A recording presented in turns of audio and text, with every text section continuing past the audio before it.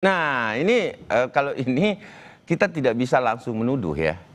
Dan mungkin di sini dugaan-dugaan saja. Dugaannya Tetapi, siapa? Langsung mengarahnya ke siapa? Anaknya ini siapa? saya tidak bisa langsung menjurus ke sana. Tetapi dengan tampilan saya, mungkin teman-teman Kompas TV dan teman-teman pemeriksa dari Kompas ya seluruh Indonesia sudah melihat tampilan saya hari ini, saya berbaju apa gitu, ya kan? Nah, sisa men-challenge saja, mencari pemikiran sendiri, berpikir masyarakat sendiri, bahwa siapa sih kira-kira dalangnya gitu. Ini sebentar. Nah, saat ini saya berbaju apa? Nah, itu mungkin salah satu clue yang bisa saya sampaikan. Oke, berarti antara clue-nya ini adalah biru.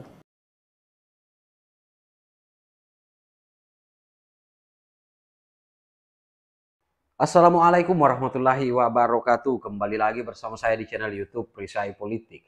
Akhirnya terungkap siapa dalang di balik polemik ijazah palsu Bapak Joko Widodo. Dalam konferensi pers setelah menjalani pemeriksaan di Polda Metro Jaya, Bung Silvester Matutina yang kemudian didampingi oleh Sekjen Peradi Bersatu Bung Ade Darmawan mengungkap ada 3 clue yang kemudian terlibat sebagai dalang atas kasus tudingan ijazah palsu Bapak Joko Widodo. Ada tokoh besar yang kemudian menopang, memberikan semangat kepada para penuding ijazah Bapak Joko Widodo untuk kemudian terus melanjutkan perjuangannya. Nah, pada kesempatan kali ini kita akan menyimak bagaimana penjelasan detail yang kemudian diungkapkan oleh Bung Ade Darmawan, Sekjen Peradi Bersatu, yang kemudian membungkam omon-omon Bung Rismon Sianipar. Nah, sahabat-sahabat sekalian, sebelum kita lanjut ke videonya, saya mengajak kepada sahabat-sahabat untuk menekan tombol like, subscribe, dan share. Dan tak perlu berlama-lama, kita simak videonya berikut ini. Kalau kita berbicara isu-isu yang dikelola, jadi kalau saya melihat ya, ini pengelolaan isu yang ada saat ini. Artinya kalau dia berjalan sendiri nggak sampai segininya sebenarnya sih. Kita juga secara nalar berpikir bahwa ada yang memanfaatkan isu-isu tersebut. Dengan cara apa? Dengan cara bergabungnya kelompok-kelompok ini menjadi satu. Itu yang pertama. Kita melihat dari segitu. Terus kemudian isu-isu ini dikemas benar. Dikemas betul menjadi sesuatu yang saya rasa bahwa ini tidak masuk akal. Dikemas artinya berarti ada kesengajaan. Kesengajaan, ada upaya-upaya kesengajaan yang saya sendiri, nalar saya itu tidak bisa menerima. Kenapa? Karena gini, kalau terkait ijazah dan ataupun skripsi itu sangat mudah membuktikannya, Baudri. Ya, gampang banget. Jadi di UGM itu ada Badan Tata Kelola Akademik dan Kemahasiswaan. Nah, di situ UGM itu memiliki itu. Jadi kalau kita orang-orang kelompok mereka ini tidak percaya, kan bisa ngecek ke sana.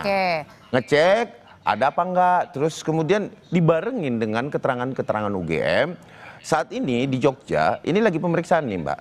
Saya barusan tadi dapat komunikasi dari beberapa penyidik di sana. Ini lagi maraton memeriksa pihak UGM itu. Jadi artinya tentu bagian Badan Tata Kelola Akademik dan Kemahasiswaan itu juga ikut diperiksa itu. Nah, itu mudahnya di situ tuh. Nah, tapi kenapa dikemas? Gitu. Kenapa dikemas? Apakah ada unsur kesengajaan dan tadi ada tokoh besar di baliknya? Siapa akan ikut masuk bermain? Nah, kalau gitu, apakah benar pernyataan tersebut, Bang Rismon? Nanti ini menduga bahwa ada tokoh besar di balik isu ijazah Jokowi ini. Siapa sebenarnya tokoh besar? Apakah benar hal tersebut? Cemananya Bung Ade dan Pak Jokowi ini manalah ada. Ya, kalau ada tokoh besar berarti saya ada yang ngerancang katanya, Bang. Menerima dana dong. Ya, Rp1 pun saya tidak menerima apapun, kan bisa dicek PPATK atau BIN atau Badan Intelijen yang lain, itu hal yang gampang. Saya penulis, programmer, penulis buku di Amazon, ratusan buku, nggak ada. Saya memang hidup dari royalti. Tetapi kalau dituduh seperti itu silahkan aja diperiksa. Kalau saya sendiri sih nggak ada kaitannya dengan ormas atau organisasi politik atau apapun atau tokoh politik apapun. Ini memang independen tanpa bias. Jadi artinya tudingan ijazah Pak Jokowi yang Anda layangkan bersama kawan-kawan ini adalah murni karena keresahan, bukan ada yang menggerakkan? Iya, memang independen dan nanti pada saat pemeriksaan panggilan akan saya jelaskan semua secara teknis apa yang Tapi Bang saya Rismon, kaji secara ilmiah dan itu sudah saya presentasikan pada saat gelar perkara khusus. Nah. Sayangnya pihak UGM tidak datang hadir di pertemuan itu untuk mendengarkan kami. Bang, Kan gitu, Mbak. Jadi ini murni ilmiah. oke. Bang, tapi ini yang dipertanyakan juga adalah bahwa Anda pergi ke desa KKN Jokowi, kemudian juga menemui dosen Pak Kasmujo. Apakah benar ini menggerakkan sendiri dana-dananya nih? Loh, saya kan menerima royalti dari buku-buku saya, Mbak. Dan Rp1 pun tidak ada pendanaan dari tokoh politik atau agenda politik apapun. Ya saya ke Ketoyan, ya saya naik mobil sendiri, nyetir sendiri bersama istri, menginvestigasi sendiri dan kami temukan bahwa tidak ada dokumen apapun yang membuktikan Pak Jokowi KKN di Ketoyan dan bahkan kami tanyakan ke kepala dusun 1 dan 2 di sana, mereka takut justru bangga bahwa pernah ada masuk Bang Rismon kenapa enggak nanyain ke itu aja Bang Rismon ke Badan Tata Kelola Akademik Kemahasiswaan UGM, tanyain di sana aja, kan di sana jelas tuh tersimpan database.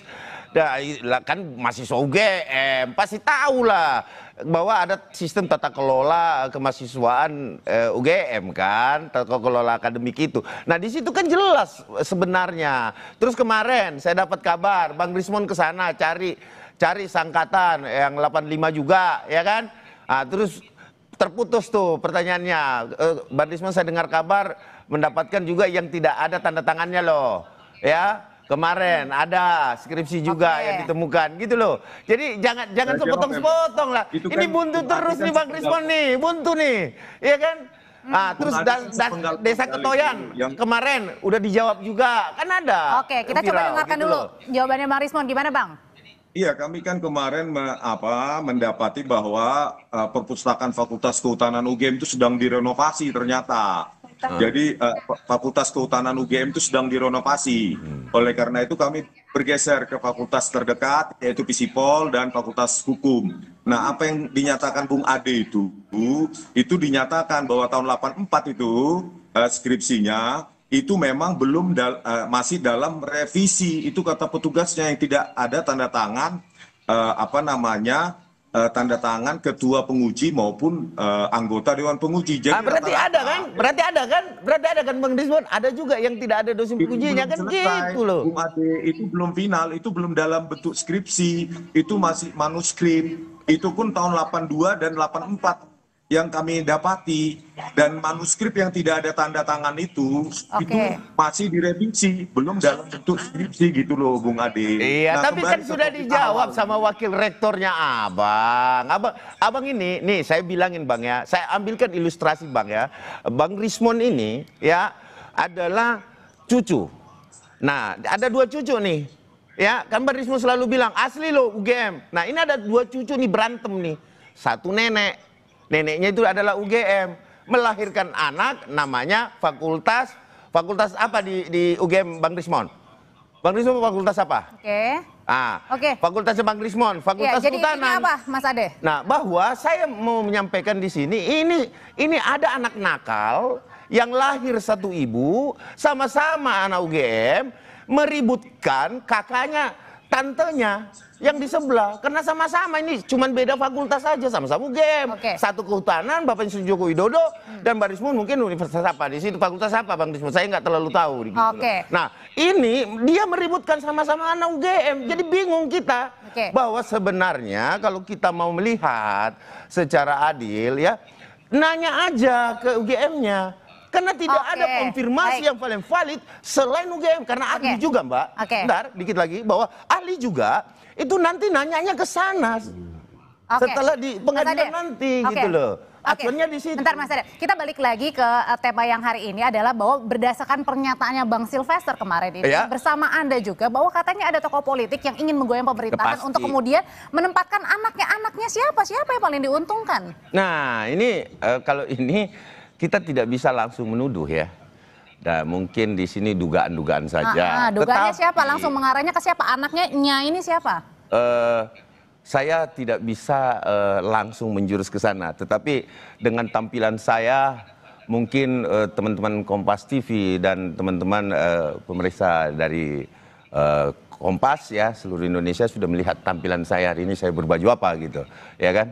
Nah, sisa men-challenge saja, mencari pemikiran sendiri, berpikir masyarakat sendiri, bahwa siapa sih kira-kira dalangnya gitu loh. Ini sebentar. Nah, saat ini saya berbaju apa? Nah, itu mungkin salah satu clue yang bisa saya sampaikan. Oke, berarti antara clue-nya ini adalah biru. Ya, Oke, coba tapi saya sekarang tampilannya seperti ini. Saya coba lempar ya kalau gitu ke Bang Rismon. Bang Rismon, ini ada katanya ada dikasih kisi-kisi, ada clue-cluenya. Nah, sebenarnya apakah benar tudingan-tudingan bahwa ada tokoh politik ini ada yang ingin menggoyang pemerintah untuk kemudian ini menempatkan anaknya? Itu Bung Ade itu kan cuma narasi liar dan tidak berdasar ya. Ya, Saya bergerak ilustrasi. independen, tidak ada yang menyuruh-nyuruh saya harus ke Ketoyan, harus ke KPUD Solo, harus ke perpustakaan UGM, harus ke Humas Polda, itu semua biaya sendiri saya. Iya, tapi Saya tidak bisa disuruh Bang bertanggung Rismon, jawab diri cuman saya sendiri. disuruh terus Membiayai lanjutkan perjalanan perjuangan, kan begitu. Ini masalahnya dugaannya ini ada bukti nggak? Ya, maksudnya mungkin tidak disuruh, Mbak. Oke. Artinya disuruh-suruh diperintahkan itu nggak mungkin. Tetapi kalau diberikan semangat, ayo dong, terus dong. Nah, itu pasti saya rasa itu sering terdengar di telinga Bang Rismon ketika dia berkumpul dengan kelompok-kelompok yang lain. Ayo dong, terus pasti gitu. Sementara database yang dipegang kan zong. Kalau saya bilang memaksakan penelitian yang minus. Clue-nya biru. Rismon Sianipar tetap ngotot bahwa apa yang dia lakukan, apa yang hari ini dia perjuangkan itu adalah salah satu bentuk keresahan dan itu berlangsung independen. Meskipun pada dasarnya Bung Ade Darmawan dengan tegas mengatakan bahwa ada aktor, ada tokoh politik nasional, ada tokoh besar yang kemudian merancang gerakan Roy Suryo dan gerombolannya, Rismon Sianipar dan gerombolannya untuk menyerang Bapak Joko Widodo dengan isu tudingan ijazah palsu. Ini mungkin akan berdampak pada persiapan Pilpres di tahun 2029 mendatang. Apalagi dengan argumen yang disampaikan oleh Bung Ade Darmawan bahwa clue-nya itu biru. Ini untuk melanggengkan posisi anaknya di Pilpres 2029 mendatang. Waduh. Mungkin sahabat-sahabat paham ketika misalnya Bung Ade Darmawan mengatakan bahwa tokoh besar clue-nya biru. Ini sudah sangat jelas. Jadi kita akan menyimak dan menyaksikan seberapa jauh dan bagaimana proses keberlanjutan terkait tentang tudingan ijazah palsu yang dilontarkan oleh Roy Suryo dan gerombolannya, Rismon Sianipar dan gerombolannya di episode-episode berikutnya. Nah, saya kira demikian konten kali ini. Bagaimana respon sahabat-sahabat sekalian? Tinggalkan di kolom komentar. Terima kasih. Wallahul muwaffiq ila aqwamit thoriq. Wassalamualaikum warahmatullahi wabarakatuh. Salam waras, salam akal sehat, NKRI harga mati.